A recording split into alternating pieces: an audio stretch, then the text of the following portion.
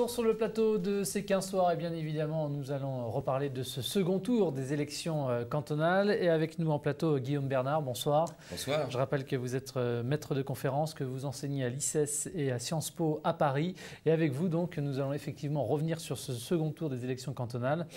On reparlera tout à l'heure de l'abstention, on parlera du canton de La Roche-sur-Yon Nord où c'était tendu, on va dire. Et puis, on va revenir en premier sur le fait marquant de cette soirée électorale, à savoir le canton de Maizet qui bascule à gauche. Donc, le canton de Maizet, donc, remporté par le socialiste David Daniel avec 50,03% des suffrages face au candidat d'hiver droite Jean Talino, 49,97% des suffrages. 3 voix d'écart séparent les deux candidats. Une réaction par rapport à cela ? Écoutez, c'est vrai que symboliquement parlant, ce basculement de droite à gauche, le candidat sortant qui est battu, c'est évidemment, je dirais, une nouvelle peu satisfaisante pour la majorité départementale. Cela dit, le basculement se faisant à 3 voix, on peut considérer que ça n'est pas un échec. Mais on pourra sans doute envisager que le candidat malheureux engage, je dirais, une procédure judiciaire pour essayer d'avoir une élection partielle qui soit réorganisée. C'est tout à fait possible. On verra bien ce que le juge administratif dira. Dans quel cas on peut décider finalement de revoter ? Alors, quand l'écart est faible et qu'il y a eu au cours de la campagne des pratiques, je dirais, limites. Alors, évidemment, il peut y avoir, bien sûr, des fraudes, mais là, je crois que personne n'a évoqué l'idée qu'il puisse y en avoir, mais des pratiques limites du style un tract dont la formulation serait peut-être quelque peu erronée ou diffamatoire. Dans ce cas-là, le juge considère qu'il vaut mieux reconvoquer les électeurs aux urnes. Voilà. D'accord. Et ça peut se faire dans un laps de temps, après c'est à lui de... C'est à lui de décider, mais généralement ça se fait dans les semaines qui suivent. Donc on va trouver 5 conseillers généraux de gauche, donc, au lieu de 4. Au lieu de 4 actuellement. Voilà pour le rapport des forces. Sinon, ça Alors se là, confirme sur... Voilà, c'est vrai que les résultats en Vendée sont extrêmement intéressants par le fait que l'énorme érosion qu'a subi l'UMP au niveau national n'est pas le cas en Vendée. La droite qui se présentait sous diverses étiquettes, essentiellement d'hiver droite ou majorité départementale, eh bien, ne connaît pas cela. Une petite érosion par le fait qu'un des cantons passe à gauche, mais ça ne changera rien, je dirais, à l'équilibre des forces, puisque 26 au lieu de 27 conseillers généraux seront de la majorité départementale de droite.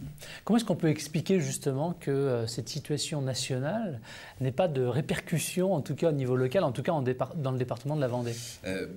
Là, je crois que, pour le coup, justement, c'est une élection locale et les explications sont locales. C'est-à-dire que c'est l'engagement des élus, c'est le travail qu'ils ont réalisé, c'est l'accointance que les électeurs peuvent avoir avec des élus qu'ils connaissent, qui sont généralement, je dirais, en même temps maires ou membres d'une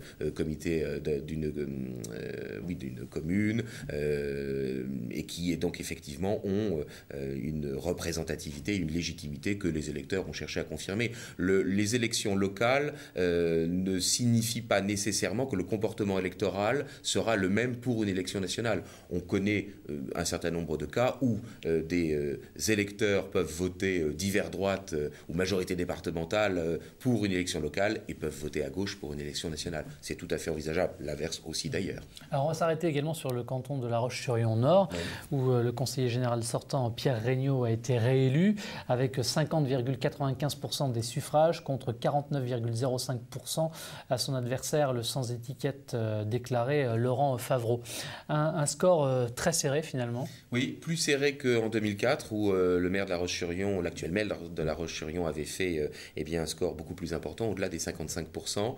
Donc c'est une érosion de son électorat pour ce qui le concerne. Cela dit, c'est le résultat qui compte. Effectivement, il gagne avec moins de voix, moins de pourcentage, mais il est réélu. Je dirais que c'est un peu le symbole de la situation nationale, c'est-à-dire une gauche qui gagne les élections cantonales, mais peut-être plus parce que la droite la perd que parce qu'il y aurait un enthousiasme pour les forces de gauche au niveau national. C'est peut-être, je dirais, là pour le coup, une reproduction du schéma national dans un des cantons en Vendée. Plus que la victoire de la gauche et la défaite de la droite, vous dites.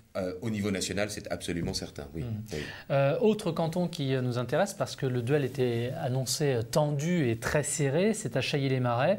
Finalement, Daniel Ringard du Parti socialiste l'a emporté avec 51,83% des suffrages, contre 48,17% à Cyril Titeka, divers droite et majorité départementale.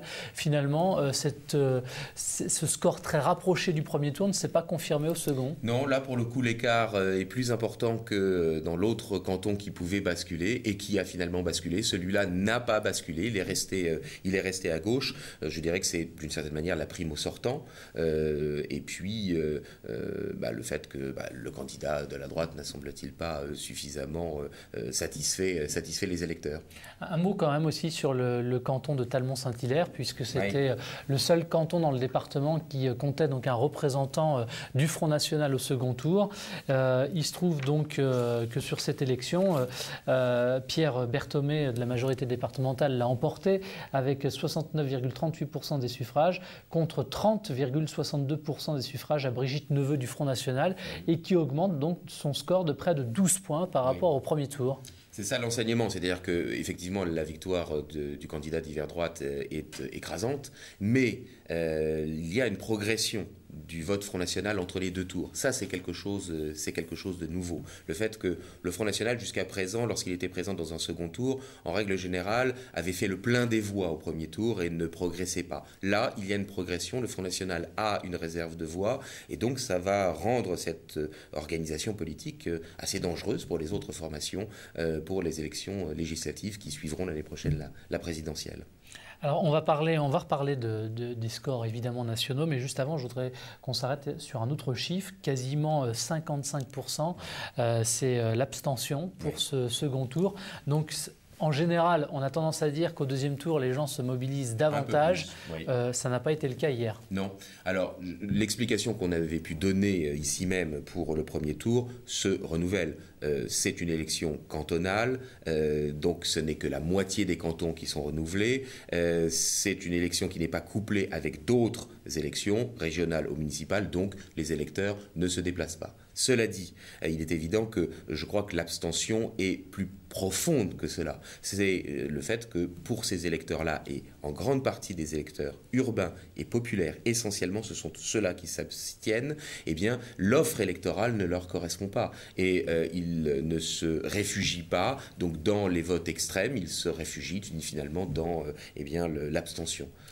C'est assez significatif, je dirais, d'une désapprobation du système partisan tel qu'il existe actuellement. C'est inquiétant. Cela dit, l'élection présidentielle est l'élection qui est considérée par les électeurs comme la principale manifestation de la volonté des citoyens et nous verrons l'année prochaine si on retrouve les très hauts scores qu'il y a eu lors de la présidentielle de 2007. Rapidement, parce que le temps tourne, oui. Qu'est-ce que vous pensez de la proposition du futur probablement candidat à la primaire socialiste, François Hollande, finalement de regrouper l'ensemble des élections locales pour n'en faire qu'un seul scrutin finalement?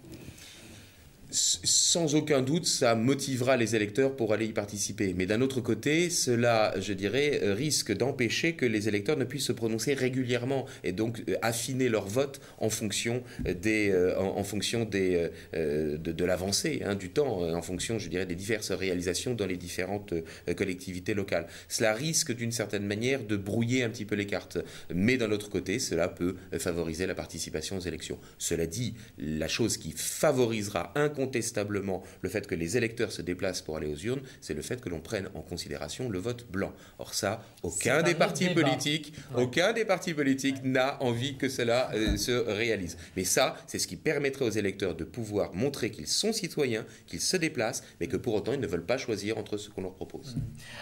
Parlons justement très rapidement des scores nationaux. Le Parti socialiste à peu près, d'une enquête à une autre, 35%, UMP 18, le FN entre 10 et 11. C'est un avertissement à Nicolas Sarkozy?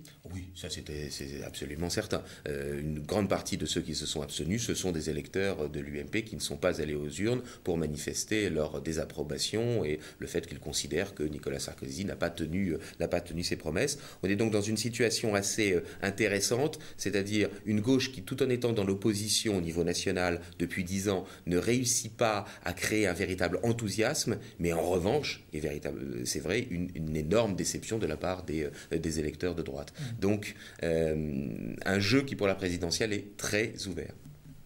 2 candidats FN ont été élus dans le Vaucluse et dans le Var.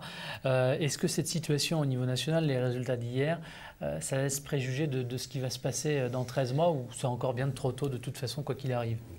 Non, je crois qu'il y a quand même là une certaine lame de fond. Le mode de scrutin majoritaire uninominal à 2 tours est par principe, je dirais, très mauvais pour une organisation qui est sur l'échiquier politique aux extrêmes. Or là, ils réussissent à avoir des élus. Et un élu dans une ville quand même extrêmement symbolique, c'est Carpentras. Le conseiller général de Carpentras, c'est un élu de Front National, élu avec plus de 54% des voix. Donc, il faut quand même se rendre compte que dans les 400 cantons où le Front National était présent, il fait en moyenne 35%. Donc, pour les élections législatives, le Front National est, je dirais, susceptible de réussir à faire passer des élus à la prochaine législative, ce qui pourrait poser problème aux 2 gros partis, le PS et l'UMP. Est-ce qu'ils seront capables, si jamais le Front National a beaucoup d'élus, ce qui est envisageable, peu probable, mais envisageable, eh bien, est-ce qu'ils seront l'un et l'autre capables d'établir une majorité parlementaire? C'est la grande difficulté pour le système partisan actuel. Est-ce que le Front National, qui puise à droite et à gauche, ne risque pas de le faire éclater, ce système partisan et le clivage droite-gauche? On viendra en parler ensemble sur ce plateau. Avec plaisir. Merci beaucoup Guillaume Bernard d'avoir répondu à notre invitation. On fait une courte pause et C'est 15 soirs revient dans un instant. À tout de suite.